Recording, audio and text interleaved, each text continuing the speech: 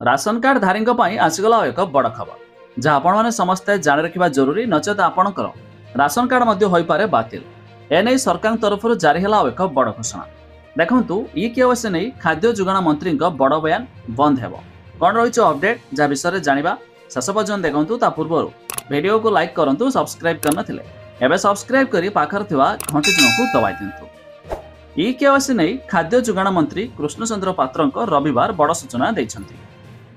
मंत्री पात्र कहते शेष लोकर इ केवाईसी नहेबा जाए यह मध्य बंद हेब नहीं। पाखापाखि 3.5 कोटी लोकंक इ केवाईसी हेब। 2 कोटी लोकंक इ केवाईसी सरीछि आ 1.5 कोटी लोकंकर हेब। एथिपाई मासे बा 1.5 मास समय लागि पारे बोली मंत्री मध्य कहिसेंती। तबे इ केवाईसी सरी सारिला परे केते फॉल्स कार्ड थिला जणा पड़िबो बोली कहिसेंती।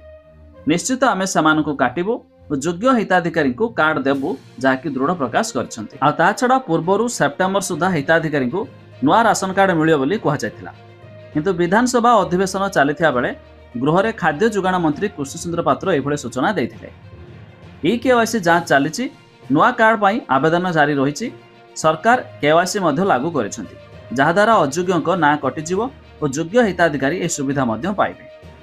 तबे जदि आपण माने भाबुथबे जे माने ओडिसा बाहर रहिसंती केबे सुधा करि पारबे इ केवाईसी अर्थात यार लास्ट डेट केबे रहिछि, तबे जानि रखंतु जाकि मंत्री बड़ घोषणा मुताबक शेष लोकर इ केवाईसी न हेबा जाए यह बंद हेबो नाही। अर्थात यार लास्ट डेट नाही, जतेबेले चाहिले भी इ केवाईसी करि पारबे। या छडा जे माने नूतन अप्लाई पई आवेदन करिथिले तबे आसंता मास ठारो नूतन कार्ड बंटन हेबा बोली या मध्ये सूचना रहिछि।